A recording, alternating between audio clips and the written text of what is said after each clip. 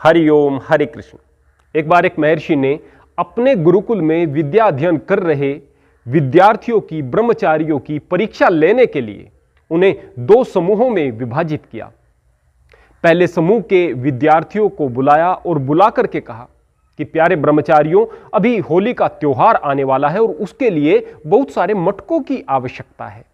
आप में से प्रत्येक विद्यार्थी को 10 दिन का समय दिया जाएगा और उस 10 दिन के समय में प्रत्येक विद्यार्थी को कम से कम 10 मटके तैयार करने हैं।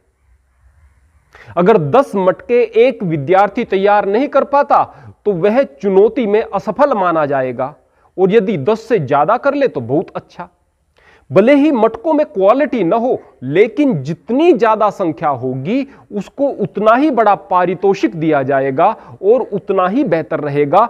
यहां पर गिनती मायने रखती है, यह मायने नहीं रखता कि कितना खूबसूरत मटका आपने बनाया। बस मटका हो, वह कितना खूबसूरत है यह मायने नहीं रखता। अब दूसरे समूह के युवकों को बुलाया, ब्रह्मचारियों को बुलाया, बुला करके कहा कि प्यारे बच्चों, अभी होली का त्योहार आने वाला है।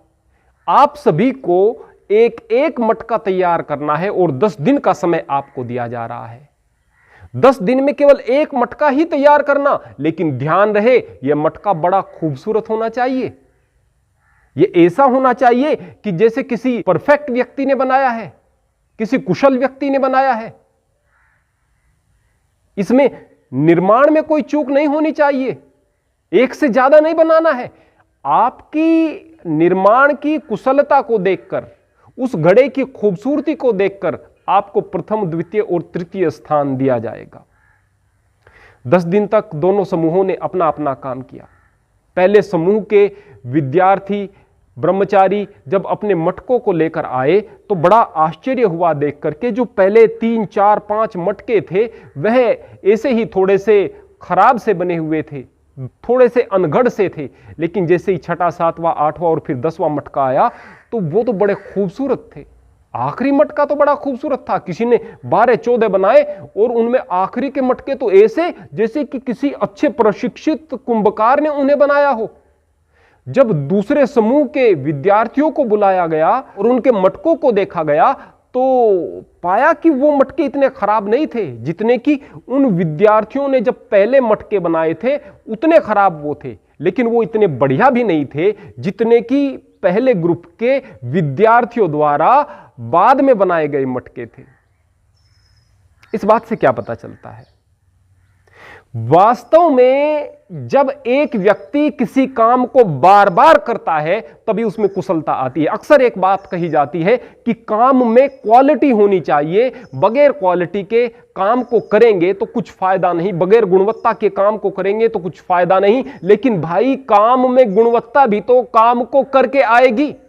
अक्सर देखा जाता है कि हम लोग सोचते हैं कि पहले हम बहुत सारी योग्यता को प्राप्त कर लें फिर काम को शुरू करेंगे, और जिंदगी भर बहुत सारे लड़के अपनी जिंदगी का बहुत बेहतरीन हिस्सा केवल कुछ योग्यताओं को हासिल करने के चक्कर में, परफेक्ट होने के चक्कर में ही व्यतीत कर देते हैं।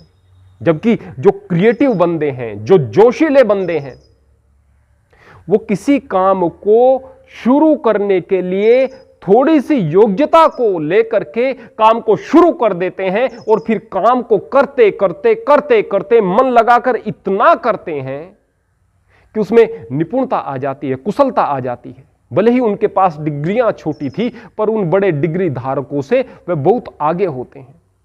मूल बात क्या होती है कि जब आप काम को शुरू कर देते हैं, हिम्मत के साथ आगे बढ़ते हैं, तो फिर कुशलता आप में आ जाती है। कुर्सी को प्राप्त कर लेना बहुत जरूरी है। अक्सर एक कहावत आप लोगों ने सुनी होगी, बाकी का काम तो कुर्सी सिखा देती है। लेकिन सिखाती किनको है? जिनके अंदर आत्मविश्वास है, जिनके अंदर हौसला है, जज्बा है कुछ करने का। मैंने अपने आसपास बहुत सारे लोगों को देखा है। एक राजमिस्त्री, हमारे आसपास जो जितने भी राजमिस्त्री हैं उनमें मैं सबसे एक्सपर्ट उस व्यक्ति को देखता हूं। बड़े दिमाग का काम है, किस प्रकार से, कहां पर किस कार्य को करना है, कितनी उसमें मजबूती होनी चाहिए, बड़ा बड़ा गणित होता है। लेकिन इतने सीधे से दिमाग वाला एक मिस्त्री, राजमिस्त्री वो है कि मैं सोच भी नहीं सकता कि इसकी सामान्य बुद्धि भी होगी, लेकिन अपने काम को करता है तो बड़े बड़े एक्सपर्ट, बड़े बड़े इंजीनियर उसके सामने फेल हो जाते हैं। कारण क्या?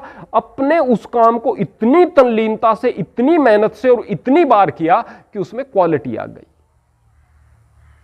आप यदि काम को बेहतर तरीके से करने का जज्बा लेकर के आगे बढ़ते हो, अपने आत्मविश्वास को टूटने नहीं देते, यकीन मानिए आप उस काम में एक्सपर्ट हो जाते हो।